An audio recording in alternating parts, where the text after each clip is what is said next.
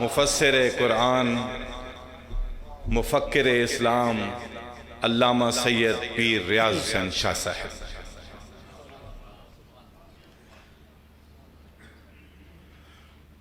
بسم اللہ الرحمن الرحیم، والصلاة والسلام علی سید المرسلین وخاتم النبیین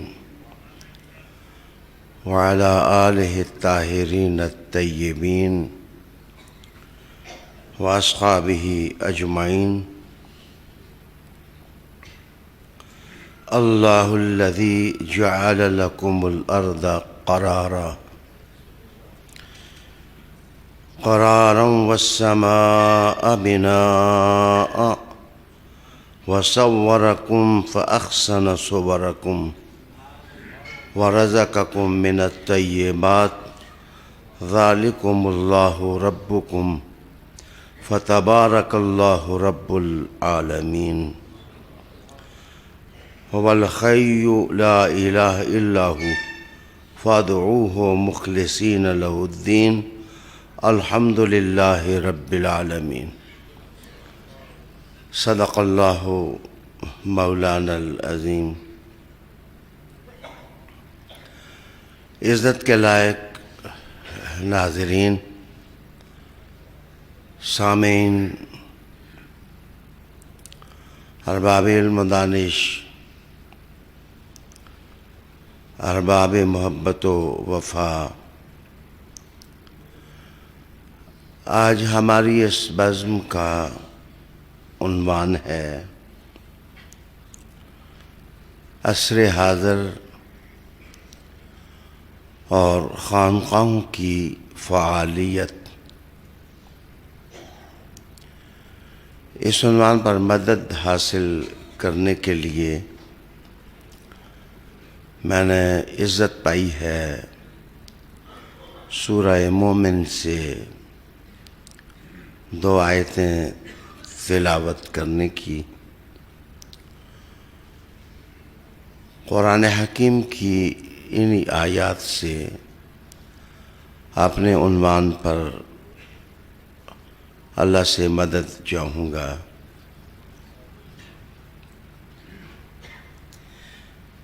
ارشاد باری ہے کہ اللہ ہی وہ ہے جس نے تمہارے لیے زمین کو قرار بنایا اور آسمان کو چھت، وَصَوَّرَكُمْ فَأَحْسَنَ صُوَرَكُمْ، اور اس نے تمہیں صورتیں دیں تو کتنی اچھی صورتیں عطا کیں، اور پھر اس نے تمہیں پاکیزہ روزی عطا کی۔ یہ اللہ تمہارا پروردگار بڑی برکتوں والا ہے، اللہ جو جہانوں کا پروردگار ہے، وہی زندہ ہے، اس کے بغیر کوئی معبود نہیں، سو تم اسی کے لیے دین کو خالص کرو۔ الحمدللہ رب العالمین۔ یہ وہ تعلیمات ہیں جن کا نتیجہ یہی نکلتا ہے کہ قلب و ذہن تسلیم کر لیتے ہیں کہ حمد و ثنا اللہ کے لیے ہے جو جہانوں کا پروردگار ہے۔ ناظرین، آپ نے تفسیری ترجمہ سماعت فرمایا ہے۔ میں ان آیات کی روشنی میں کچھ عرض کرنے سے پہلے ایک پیراگراف سناؤں گا جو مغرب کی دنیا کا تحفہ ہے۔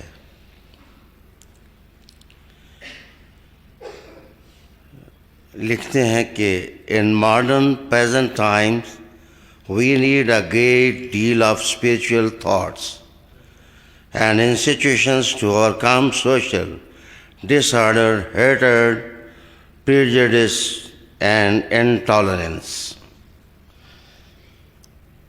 اس پیراگراف کا مفہوم یہ ہے کہ عصر جدید میں ہمیں معاشرتی انتشار، تعصب اور عدم برداشت پر قابو پانے کے لیے روحانی تعلیمات کو فالو کرنے کی ضرورت ہے۔ میں آج چاہوں گا کہ خانقاہیں فعال ہو کر اپنے آپ کو کس طرح انسانیت کی خدمت کے لیے وقف کر سکتی ہیں۔ مجھے خانقاہوں پر تنقید نہیں کرنی، سوچنا ہے کہ ہم ان اداروں کو مستحکم کس طرح کر سکتے ہیں، مضبوط کس طرح کر سکتے ہیں، اور انہیں کارآمد کس طرح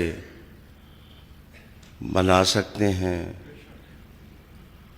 ماضی کے ساتھ ان کا رشتہ کس طرح استوار کر سکتے ہیں، عصر رسالت کی طرح ان کو مشعل راہ کس طرح بنا سکتے ہیں، اور عصر حاضر کے بگڑے ہوئے انسان کا ہاتھ پکڑ کر ان کو منزل تک کس طرح پہنچا سکتے ہیں۔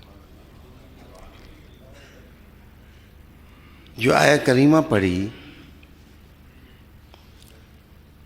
وہ اللہ تعالیٰ کے اسم باری سے شروع ہوتی ہے، اللہ الذی۔ خانقاہ کی کامیابی کا مرکز اللہ کا ذکر ہے۔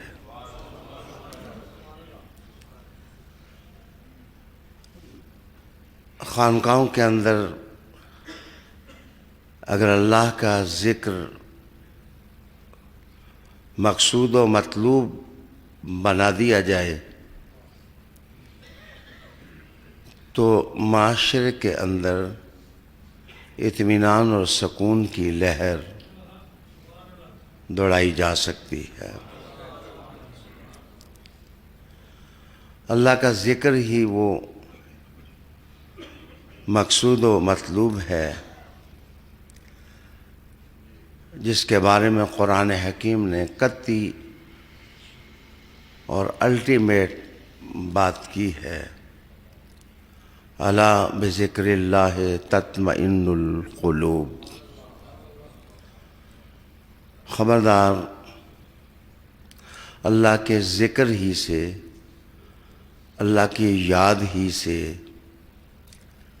دلوں کو اطمینان ملتا ہے اور دلوں میں سکون اور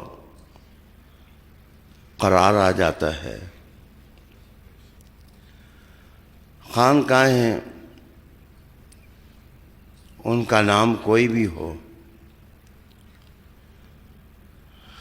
نقشبندی ہوں، چشتی ہوں، قادری ہوں، سہروردی ہوں، تیفوری ہوں، حسینی ہوں، ان سب کا ایک ہی مقصد ہے کہ اللہ راضی ہو جائے، اللہ ہم پر خوش ہو جائے،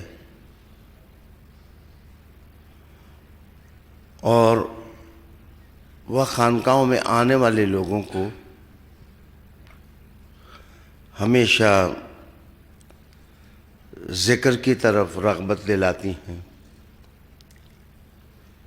اور ذکر کی طرف رغبت وہی کرتا ہے جس کو اس کی پہچان ہوتی ہے، وہ معرفت رکھتا ہے اس کی۔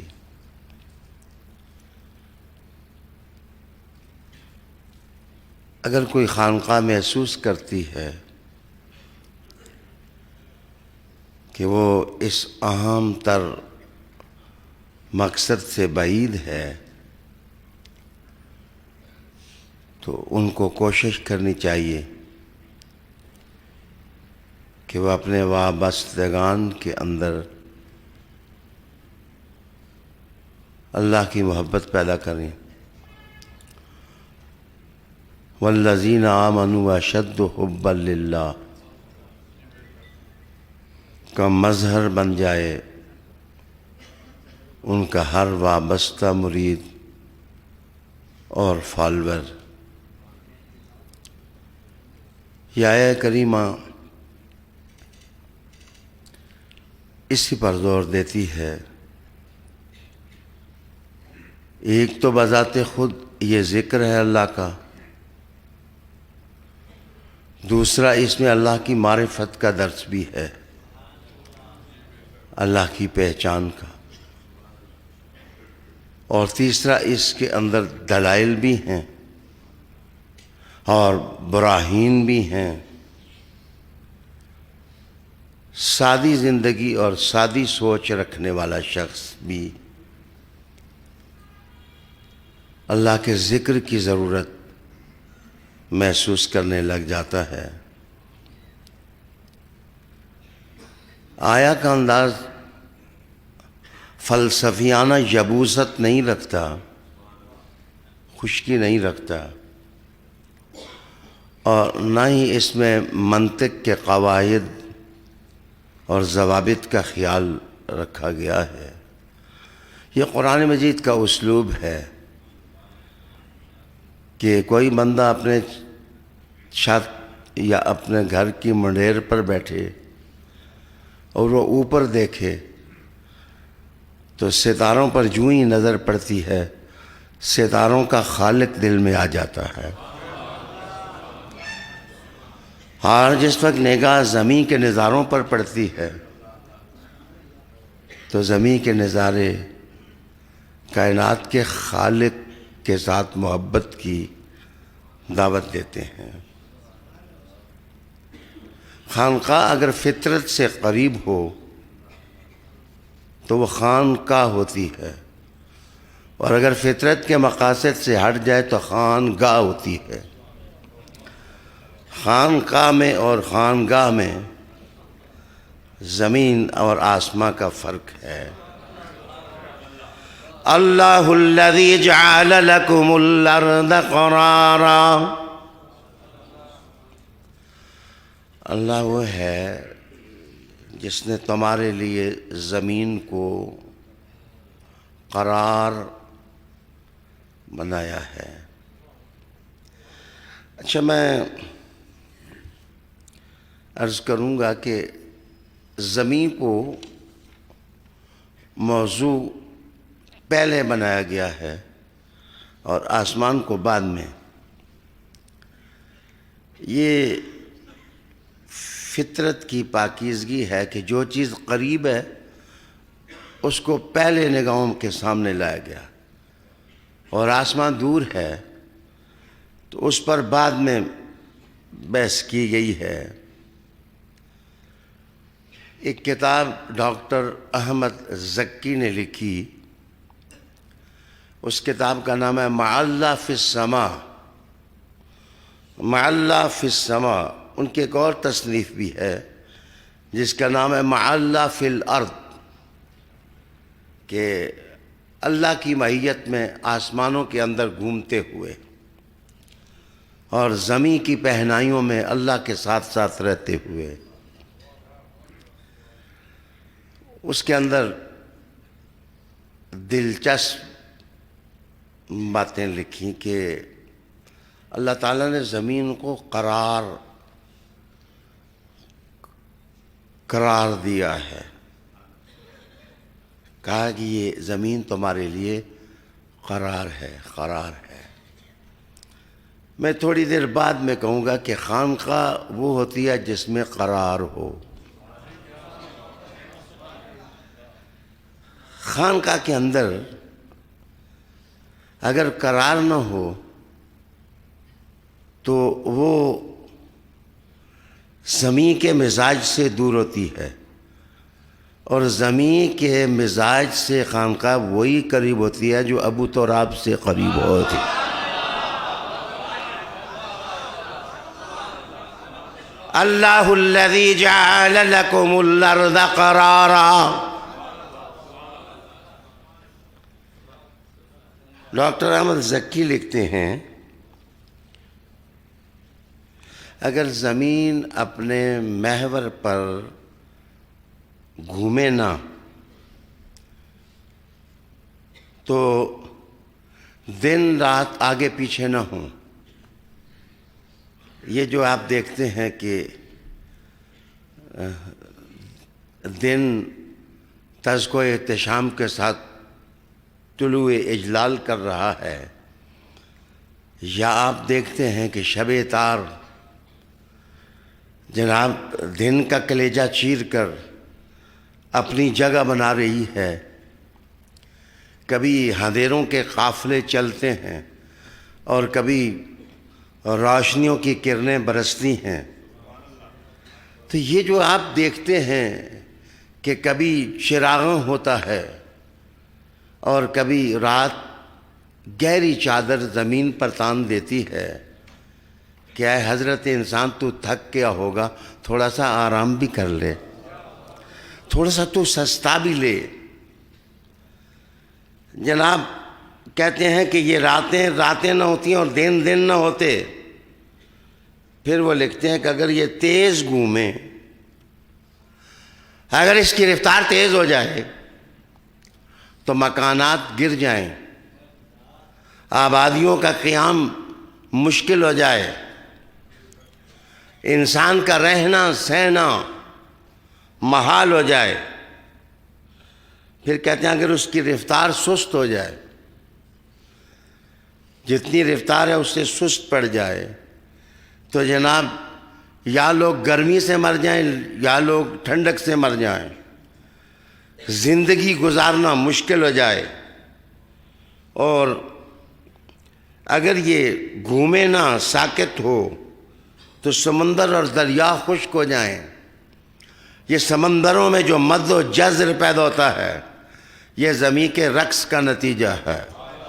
اگر اس کے اندر رقص رندانہ نہ ہوتا تو یہ مزے کیسے محسوس ہوتے. کہتے ہیں اگر زمین کا چھلکا چند قدم تھوڑا اور موٹا ہو جائے تو کاربن ڈائی آکسائڈ اتنی پیدا ہو کہ وہ آکسیجن کو چوس لے اور انسان کی زندگی محال ہو جائے. پھر وہ لکھتے ہیں کہ اگر ہوا تھوڑی بلند ہو جائے، وہ نیچے نہ ہو، تو پتھروں کی بارش ہو اور زمین پر انسانی زندگی محال ہو جائے. اس وقت زمین پر 21% آکسیجن ہے. اگر یہ بڑھ کر 50% آکسیجن ہو جائے تو جس چیز کو آگ لگ سکتی ہے وہ سب جل جائے. رب کریم انسان سے پوچھتا ہے بتا یہ اہتمامات کس نے کیے ہیں، اور تیرے لیے زمین کو قرار اور سکونت کا باعث کس نے بنایا ہے؟ اللہ الذی جعل لکم الارض قرارا. اچھا پھر آگے کہا کہ والسماء بنا، آسمان کو چھت بنا دیا. پہلا اس کا جو کرہ ہے آسمان کا، ڈاکٹر احمد زکی لکھتے ہیں کہ اگر یہ روک نہ ہوتی تو اتنے پہاڑی ٹکڑے اور چٹانیں زمین پر برستی کہ زندگی محال ہو جاتی. تو یہ جہاں جا کے گریوٹی زون ختم ہو جاتا ہے، وہاں سے جس وقت کوئی پتھر آئے بھی تو وہ صفوف بن جاتا ہے اور بالکل باریک مٹی ہو جاتی ہے اور وہ زمین پر پہنچتا ہے. ایکس ماس ریز کو کون روکتا ہے؟ رب کریم نے کہا اے حضرت انسان یہ کسی کا صدقہ ہے کہ یہ سارے اہتمامات ہو رہے ہیں. آسمان چھت بن گیا، زمین قرار بن گیا ہے. اللہ تجھے دعوت دیتا ہے کہ اس مدینے والے کو خلوص سے دیکھ لے. خلوص سے جان رحمت اور جان کائنات جو دعوت دے رہے ہیں حضرت ابو بکر صدیق رضی اللہ تعالیٰ عنہ کے الفاظ مجھے قرار دے رہے ہیں کہ کسی نے جس وقت قرآن کی ایک آیت پڑھی اور پڑھ کر کہا کہ اس کا معنی آپ کیا لیتے ہیں؟ انہوں نے کہا میاں میں نے قرآن بھی حضور کے لبوں سے سنا ہے اور حدیث بھی حضور کے لبوں سے سنی ہے، مجھے زیادہ منطق نہ بتا، میرے دین کا مرکز محمد عربی کی ذات ہے صلی اللہ علیہ وآلہ وسلم۔ آئیے تھوڑا میں یہاں ہی تقریب حسن کر لوں اور توجہ چاہوں۔ جو خانقاہ والے ہیں، خانقاہ والوں کا ماڈل ایک ایسا ہی منظر ہے جس پر وہ اپنی زندگی نچھاور کر دیتے ہیں۔ خانقاہ کا پیر اگر مریدوں کا آسماں نہ ہو، وہ ان کے لیے آسماں نہ ہو تو مشکلیں کون روکے، اور اگر وہ مریدوں کے لیے زمین نہ ہو تو علی کا چہرہ کون دیکھے؟ خانقاہ نہ یہ درس بولتی ہے اور خانقاہ نہ یہ درس بولتی ہے۔ میرے ذوق کی بات ہے، شاید حضور نے یہ پریکٹیکلی کر کے بتایا تھا کہ میں چادر تان رہا ہوں، یہ خیمہ ہے جیسے خیمہ افلاک ہے، میں چادر تان کے کہہ رہا ہوں علی تم بھی اندر آ جاؤ، حسن تم بھی اندر آ جاؤ، حسین تم بھی اندر آ جاؤ، اور فاطمہ تو بھی اندر آ جا۔ شاید قیامت کے آخر تک یہی خیمہ استادہ ہوگا، جس میں کوئی آئے گا تو اس کو پناہ اللہ عطا فرما دے۔ اللہ الذی جعل لکم الارض قرارا۔ میرے دوستو، خانقاہ کے بانیوں کو آسمائی رہنا چاہیے، مولوی جتنے بھی ان کو اپنے ارشادات سے نوازیں اس کی پرواہ نہیں کرنی چاہیے، علی والوں کو علی والا ہی رہنا چاہیے۔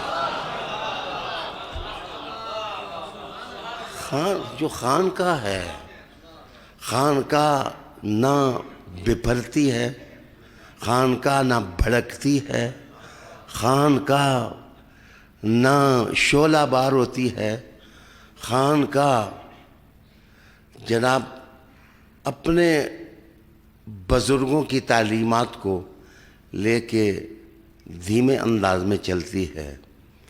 میری بات کو غور سے سنیں۔ ایک عورت جا رہی تھی، اس کے پاس ایک تھال تھا اور اس تھال میں کچھ تھا، اس کے اوپر پردہ دیا ہوا تھا۔ کسی نے پوچھا اس کے اندر کیا ہے؟ اس نے کہا اگر بتانا ہو تو میں پردہ کیوں دیتی؟ یہ پردہ ڈالنا اور کپڑا ڈالنا مقصد یہ ہے کہ میرے تھال کے راز کو تم پا نہیں سکتے، تمہاری پہنچ نہیں ہے۔ کہتے ہیں تصوف وہی ہے جو عیبوں کو پردہ دے سکے۔ جس خانقاہ میں عیب پوشی نہیں، جن خانقاہوں میں انسانیت نوازی کرتے ہوئے ان پر چادر نہیں دینا آتا، خانقاہ اپنی فعالیت کو ترک کر دیتی ہے۔ کھلے کھلے دل والا اگر کوئی دیکھنا ہو تو غریب نواز کو دیکھو۔ اگر وہ آسمان ہوتے اور عاجزی کی زمین ہوتے تو 90 لاکھ ان کے ہاتھ پر کلمہ نہ پڑھتے۔ اب آئیے میں تھوڑی دیر کے لیے عرض کروں کہ یہ قرار کا معنی کیا ہوتا ہے۔ قرار کا معنی کیا ہوتا ہے؟ اس وقت میرے سامنے حوالہ جات ہیں تاج العروس کے لسان العرب کے اور مصطفی کی التحقیق کے، وہ لکھتے ہیں کہ قرار کا ایک معنی ہوتا ہے کسی جگہ ٹھہر جانا۔ اس کا مطلب ہے جو خانقاہ والے ہیں انہوں نے حضور کے قدموں میں خیمہ لگایا ہوتا ہے، وہ ادھر سے ہلتے ہی نہیں، وہ ادھر سے چوکتے نہیں۔ ان کا مسئلہ یہ نہیں ہوتا کہ شیخ جی شرع کے خلاف تھوکتے بھی نہیں لیکن اندھیرے اجالوں پہ چوکتے بھی نہیں۔ ان کا معاملہ یہ نہیں ہوتا، وہ اللہ کی بندگی میں وہ رسول کریم صلی اللہ علیہ وآلہ وسلم کے در دولت پر وہ اڈا جمائے ہوتے ہیں۔ جناب دوسرا معنی ہے القرارہ، نشیبی جگہ جہاں پانی ٹھہرتا ہو، زمین کا ٹوا ہو تو اس میں پانی ٹھہرتا ہے، نشیبی جگہ ہو تو اس میں پانی ٹھہرتا ہے۔ کہتے ہیں خان کا نشین اگر عاجزی نہ کرے تو اس میں رحمت کا پانی ٹھہرتا نہیں ہے، اس کے اندر فیض بار کیفیات اس وقت پیدا ہوتی ہیں جس وقت ان میں عجز ہو، ان میں ادب ہو۔ جلیل القدر علماء رحمہم اللہ نے کبھی ادب کا دامن نہیں چھوڑا، جلیل القدر علماء کرام نے کبھی عجز کا دامن نہیں چھوڑا، اور جلیل القدر علماء کبھی خانقاہ کے باغی نہیں ہوئے، اور خانقاہ کبھی حضور کے گھر کی باغی نہیں ہوئی ہے۔ خانقاہ حضور کے گھر کی باغی ہو جائے تو پھر خانقاہ جائے گی کدھر؟ اس لیے کسی جگہ سے آواز آئے نہ آئے، خانقاہوں کی امام خانقاہ سے آواز آتی رہتی ہے، شاہ اشت حسین بادشاہ اشت حسین، دین اشت حسین دین پناہ اشت حسین، سردار نداد در دست یزید، حقہ کے بنا الہ الہ است حسین۔ میرے دوستو، تیسرا معنی ہے اقر اللہ عینا، جس وقت آنکھ کسی کو دیکھ کے خوش ہو جائے، آنکھ جس وقت کسی کو دیکھ کے خوش ہو جائے، سارا تصوف آنکھ میں ہے۔ اگر آنکھ کا قبلہ ٹھیک ہے تو پھر سب کچھ ٹھیک ہے، اگر آنکھ کا قبلہ ٹھیک نہیں ہے تو پھر کچھ بھی ٹھیک نہیں ہے۔ حضور نے اسی لیے بنایا کہ جناب ماتھے کا قبلہ کعبہ ہے، النظر الی وجہ علی، ہاں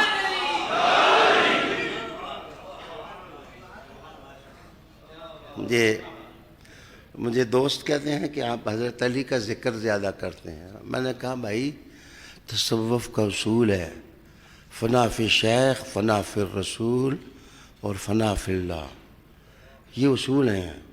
جس آدمی کو اپنے شیخ میں فنا نہیں ملی اس نے تصوف کا کون سا سبق پڑھا ہے؟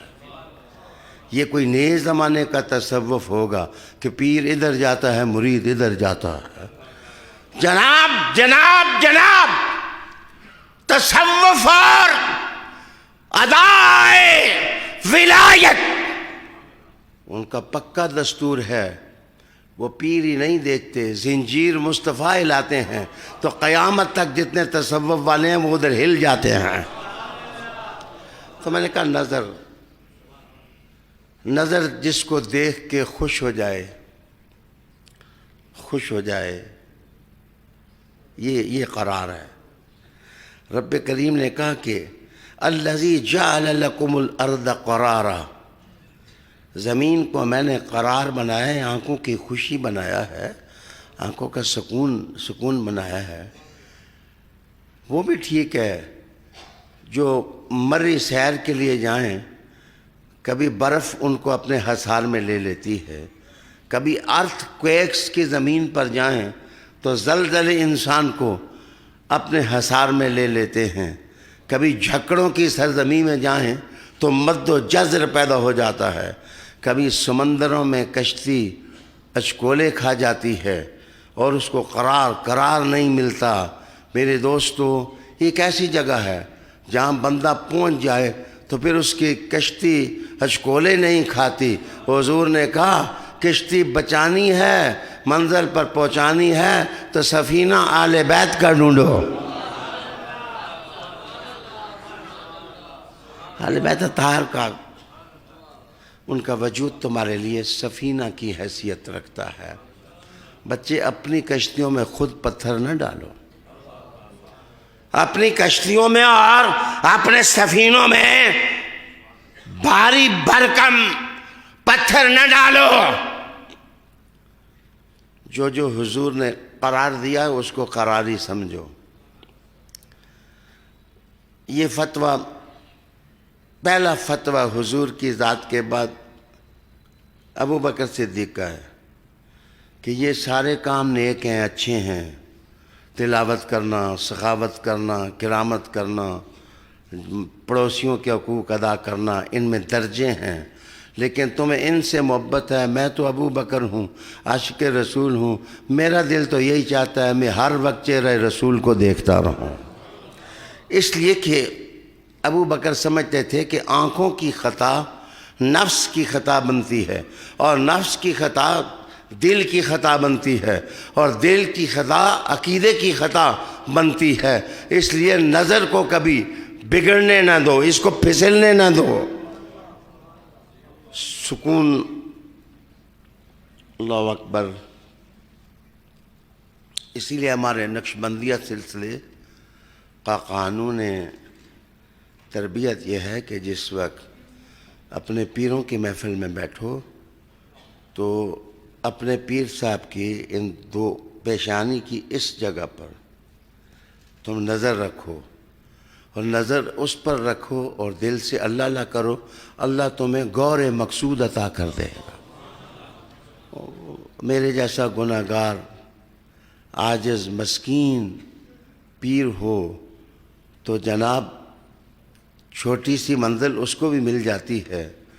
ان لوگوں کی کیا بات جو ہر وقت حضور کی پیشانی دیکھتے رہتے تھے، رحمت عالم علیہ السلام کی زیارت کرتے رہتے تھے. اچھا جناب، قرآن مجید نے کہا قری عینا، یہ قرآن مجید کی آیت پڑھی، قری عینا، آنکھ ٹھنڈی کر. یہ آنکھ جس وقت ٹھنڈی ہو جائے، پرسکون ہو جائے، اس کو بھی جناب قرۃ العین کہتے ہیں، اور قرۃ اعین قرآن مجید نے بھی اس کو استعمال کیا. جس وقت آنکھ ٹھنڈی ہوتی ہے سونے دل ٹھنڈا ہوتا ہے، اور سکون اور اطمینان کی دولت اللہ تعالیٰ فرما دیتا ہے. خانقاہیں لوگوں کو اللہ کے ذکر کی طرف لائیں، خانقاہیں لوگوں کے جو روحانی عقیدے ہیں ان کو مضبوط کریں، خانقاہیں لوگوں کو استقامت کا درس دیں کہ وہ جھولے نہ، وہ ہلے نہ. خانقاہیں اس کو منشور بنائیں جس کے بارے میں حضور نے کہا تھا کہ علی قرآن کے ساتھ، قرآن علی کے ساتھ. اس کا مطلب یہ ہے کہ خانقاہوں کا عظیم درس جو ہے وہ قرآن حکیم اور قرآن حکیم. چشتیہ سلسلے ذوق کے تاجدار ہیں کہ لوگ، لیکن آپ کو پتہ ہے کہ امیر خسرو جیسی شخصیت رات کو مصلی پہ کھڑے ہو کے 10 پارے تلاوت کرتے تھے. 10 پارے قرآن مجید کی تلاوت کرنا. حالانکہ ان کا ذوق، ان کا قانون تربیتی شوق ہے، عشق ہے اور سماع ہے. عالی وقار دوستو، شیشہ گری، اس کو کہتے ہیں القارورہ. قارورہ کہتے ہیں شیشے کی بنی ہوئی بوتل. تو قواریز اس کی جمع ہے. قرآن مجید نے یہ بھی استعمال کیا. اس کا مطلب یہ ہے کہ خانقاہوں میں بیٹھنے والے لوگوں کا کام اتنا نازک ہے کہ کوزہ گری پھر ممکن ہے، شیشہ گری بہت مشکل ہے. کہ دلوں کو شیشہ بنا دینا، اور ایسا شیشہ بنا دینا جس میں رطب و یابس نظر آئے. اسی کو امام غزالی نے لکھا ایک جگہ کہ جس وقت انسان اللہ کا ذکر کرتا ہے تو اللہ کا ذکر کرنے سے دل شیشہ بن جاتا ہے، اور جس وقت یہ شیشہ لوح محفوظ کے شیشے کے برابر سامنے آتا ہے، ادھر کی تصویریں ادھر بنتی ہیں. پھر غوث پاک کہتے ہیں میں نے تمہاری دنیا کو اس طرح دیکھا جس طرح رائنا میری ہتھیلی پر رکھ دیا گیا. میرے دوست، قرآن مجید اور رسول کریم علیہ السلام کی سیرت طیبہ سے میں جو کچھ سمجھ سکا ہوں، تھوڑا آگے بڑھوں. وَصَوَّرَكُمْ فَأَحْسَنَ صُوَرَكُمْ فَصَوَّرَكُمْ فَأَحْسَنَ صُوَرَكُمْ. اللہ نے تمہیں صورتیں دیں تو ذرا دیکھو نا تمہاری صورتیں کتنی سونی ہیں. میرے خطبے کا خطاب کا وقت کم ہے، وگرنہ میں بہت خوب تھا کہ اصل میں جس وقت فرشتوں نے کہا تھا کہ اللہ تو خلیفہ بنانے لگا ہے تو یہ تو فساد کریں گے، تو رب کریم نے اس وقت جناب آدم علیہ السلام کے سامنے حضور کی تصویر لیا، اور ساتھ حسن اور حسین کی تصویر آ گئی. وہ 5 تن پاک بی بی پاک کو چھوڑ کے ان کی تصویریں سامنے آئیں، اور پھر رب کریم نے کہا اب بتاؤ فرشتوں یہ فساد والے ہیں یا کرم والے ہیں؟ فَأَحْسَنَ صُوَرَكُمْ فَأَحْسَنَ صُوَرَكُمْ فَأَحْسَنَ صُوَرَكُمْ. واہ انسان، تو خدا کا شکر ادا کر کہ اللہ نے تمہاری تصویر کے اندر محمد مصطفیٰ کی تصویر اتار دی ہے. اگر 4 ٹانگیں ہوتی، 8 ہاتھ ہوتے، پھر کیا ہوتا؟ رب کریم نے کہا سب سے سونی تصویر کا پرتاؤ میں نے تمہارے اندر اتار دیا ہے.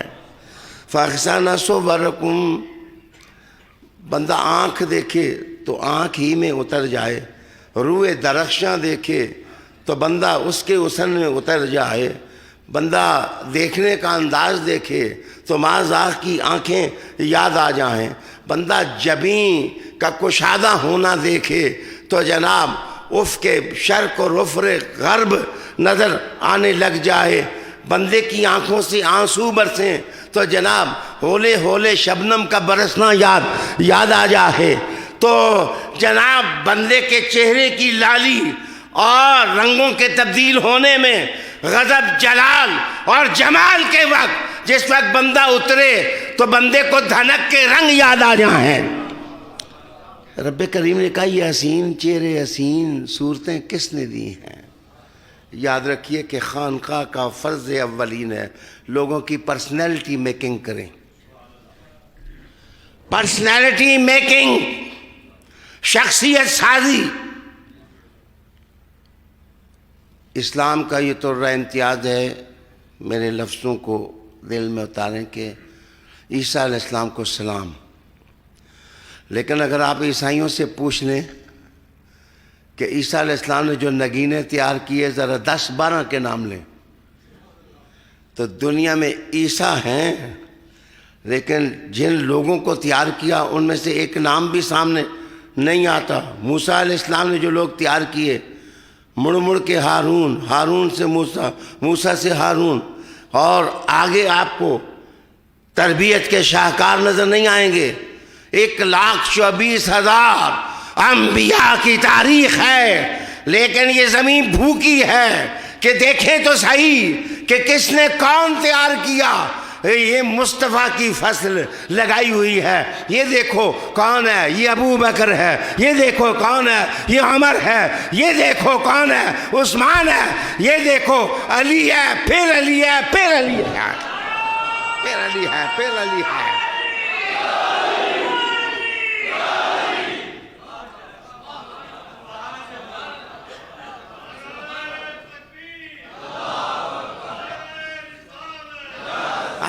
آپ کبھی مجھ سے پوچھ لیں، کبھی لائیو خطاب نہ ہو تو مجھ سے پوچھ لیں کہ آپ نے علی پھر علی پھر علی کیوں کہا؟ میں آپ کو جواب دوں، اس لیے کہ باقی دریا جاری ہوئے تھے، اللہ ان دریاؤں کے ساتھوں پر کرم کرے، سلام ان کو، لیکن آگے جا کے دریا خشک ہو گئے تھے، لیکن علی کا دریا نہ خشک ہوا ہے نہ قیامت تک خشک ہوگا۔ ہاں جی،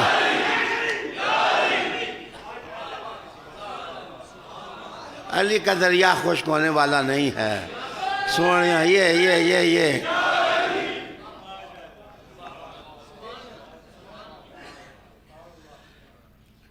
وَالسَّمَاءَ بِنَا وَصَوَّرَكُمْ فَأَحْسَنَ صُوَرَكُمْ۔ پرسنالٹی میکنگ، شخصیت سازی اللہ کے ذکر کے ساتھ، حضور کی اتباع کے ساتھ، شریعت مطہرہ کی پابندی کے ساتھ، ذوق کے اہتمامات کے ساتھ، عشق کی لگن کے ساتھ، توجہ کے انہماک کے ساتھ، علم کے فراواں کرنے کے ساتھ، قرآن کی تلاوت کے ساتھ، قرآن میں ڈوبنے کے ساتھ لوگوں کو بدل دو۔ اے نظام تم کیسے بدلے؟ کہا فرید کی خانقاہ نے بدل ڈالا۔ خانقاہیں جس وقت اپنا کام کریں گی، ایک بہت بڑی علمی شخصیت عرفان جمیل صاحب خوش رہے، یہ بہت بڑے تعلیمی ادارے کے سربراہ ہیں، لیکن جس عجز کے ساتھ ہمارے ساتھ شامل محبت ہوتے ہیں، سلام ان کو۔ مواجہ شریف کے سامنے ایک بہت بڑا بندہ حضور صلی اللہ علیہ وسلم کے واجہ پر وہ بیٹھا ہوا تھا، تو وہاں کی CID کا سربراہ جس نے ایک کتاب لکھی انگلش میں، وہ خود لکھتا ہے کہ میں ان صاحب کے پاس گیا، صاحب کے پاس بیٹھ کے کہا کہ آپ کیا کر رہے ہیں؟ انہوں نے جواب دیا میں حضور صلی اللہ علیہ وسلم پر درود اسلام پڑھ رہا ہوں۔ تو انہوں نے کہا کہ یا اخی انت صوفی، اے ہمارے بھائی تو صوفی ہے؟ وہ کہنے لگا میں صوفی ہوں یا نہیں، آنا میں نے صوفیہ، لیکن میں سلسلے مانتا ہوں، میں ہوں یا نہیں ہوں، لیکن میں سلاسل کو مانتا ہوں۔ تو وہ کتاب لکھنے والا اس ملک کا لکھتا ہے کہ میں تسلیم کرتا ہوں کہ کائنات میں اگر امن کی خیرات کسی نے تقسیم کی ہے تو وہ صوفیاء کرام نے کی ہے، وہ اہل اللہ نے کی ہے۔ سیٹسفیکشن، نام نہیں لیتا، میرے وارنٹ گرفتاری نہ نکل آئیں۔ ایک جنرل صاحب ایک دفعہ میرے مہمان بنے، تو کچھ لوگ اکٹھے ہو گئے، تو انہوں نے کہا یہ آج کل خانقاہیں کیا کرتی ہیں جی، گھوڑے دوڑاتی ہیں، کتے دوڑاتی ہیں، اور کچھ بھی نہیں کرتے جناب، یہی ان کا کام ہے، کوئی خاص کام تو کرتے نہیں ہیں۔ تو وہ جنرل صاحب کہنے لگے تم سے اور ہم سے پھر بھی اچھے ہیں، تم سے اور ہم سے پھر بھی اچھے ہیں۔ انہوں نے کہا جی کیسے اچھے ہیں؟ انہوں نے کہا کہ تھانے میں جاؤ تو پولیس رپورٹ نہیں درج کرتی، ڈاکٹر کے پاس جاؤ تو وہ کہتا ہے کرونا ہو جائے گا، وہ نزدیک نہیں لگتا، وہ دوا نہیں دیتا۔ خانقاہوں والے اچھے نہیں ہیں کہ جو دل کا درد لے کے جائے، کم از کم پھونک تو مار کے کہتے ہیں اللہ خیر کرے گا، اللہ خیر کرے گا، اللہ تمہیں سکون عطا کرے گا، اللہ تمہیں شفا، اللہ تمہیں شفا۔ تو جناب جب دنیا کی ہر جگہ مایوسی بانٹنے لگ گئی تو غریب نواز کے نوکر اور عبد القادر جیلانی کے نوکر، بہاؤالدین نقشبند کے نوکر اور شہاب سہروردی کے پیروکار اور امام سیدنا حسین کا دامن پکڑنے والے اور جعفر صادق کو ماننے والے، مایوسیاں اپنی کرچیاں زمین پر جتنی بھی بکھیرے ان کے پاس آنے والا، وہ کہتے ہیں اللہ رحم کرے گا، اللہ تجھ پر کرم کرے گا، ایک دن تو مصطفیٰ کی نظر تجھے نصیب ہو جائے گی۔ خانقاہیں اپنے آپ کو منظم کریں، علم کے گہوارے بنائیں، عملیت کا سبق دیں، لوگوں کو قرآن سے وابستہ کریں۔ ایک ویسٹرن رائٹر 4 منٹ میری گفتگو کے رہ گئے تو وہ لکھتا ہے کہ 5 essential elements for the formation of character۔ خانقاہوں کے اندر 5 قانون ہیں جن پر عمل کیا جاتا ہے۔ وہ کہتے ہیں influential and pious people stories اور biographies۔ نہیں ہے تو کرنا چاہیے۔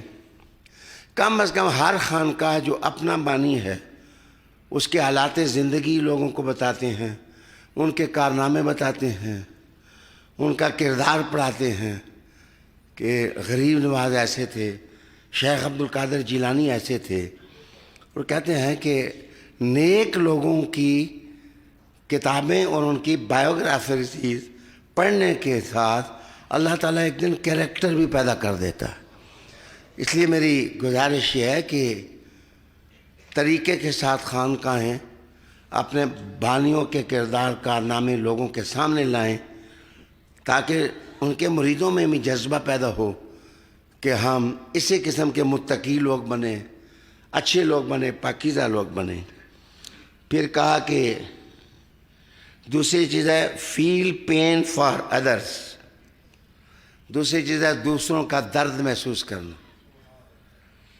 معاف کریے، میں خود علماء کا پیٹی بند ہوں، 50 سال نمازیں پڑھائی ہیں الحمدللہ، تو علماء کی میں توہین نہیں کرتا، لیکن ہم پیسوں کے بغیر کسی کا جنازہ بھی نہ پڑھائیں تو مجھے بتاؤ کہ ہماری بات کون مانے گا؟ ہم پیسے لے کے لوگوں کو جناب دفنانے کے لیے تلقین پڑھیں وگرنہ ہم گھر چلے جائیں، تو تم یہ کرتے ہو۔ لیکن غریب نواز ہندو آتے تھے، ان کو کھانا خود کھلاتے تھے، تیلیوں کی ٹوپی سر پر پہنتے تھے اور گھاس کے چپل پہنتے تھے، لیکن جس کو غریب نواز نے کھانا کھلایا، کھانا اندر کفر باہر۔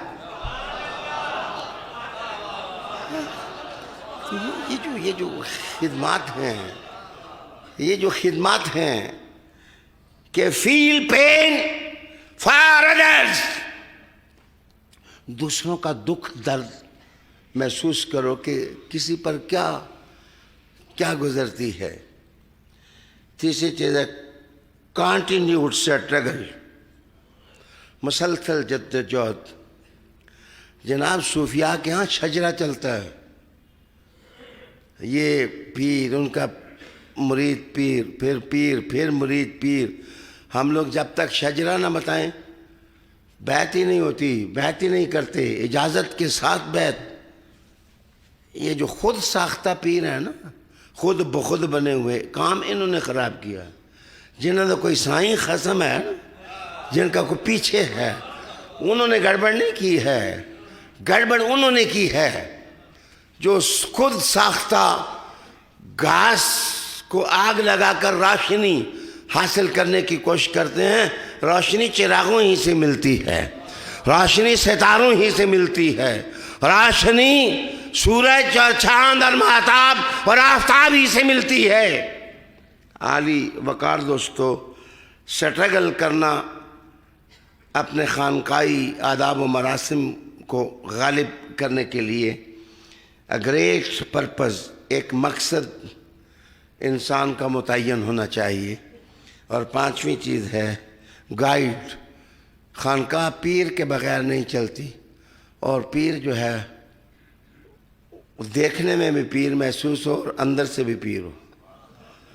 میرے دوستو، اگر ہم یہ جائزے لے کے چراغوں میں عشق رسول کا تیل ڈالیں اور کام شروع کر دیں تو اللہ تعالیٰ ہماری منزل کو قریب سے قریب تر کر سکتا ہے۔ اگلا چونکہ سموار غریب نواز کا ہوگا لائیو ہو یا نہ ہو، ہوگا، ہوا تو ہوگا، نہیں ہوگا تو ہمارا عنوان یہی ہوگا، خواجہ غریب نواز اور خانقاہوں کی تنظیم، کہ کس طرح انہوں نے منظم کیا کام کو اور کس طرح کنورژن آئی، لوگوں میں تبدیلی کیسی آئی۔ اللہ تعالیٰ مجھے اور آپ کو عمل کی توفیق عطا فرمائے۔ انشاءاللہ تعالیٰ آیت یہی پڑھوں گا اور اس کے اگلے حصے پھر میں موضوع سخن آپ کے سامنے بناؤں گا۔ ربنا آتنا فی الدنیا حسنہ وفی الآخرۃ حسنہ وقنا عذاب النار۔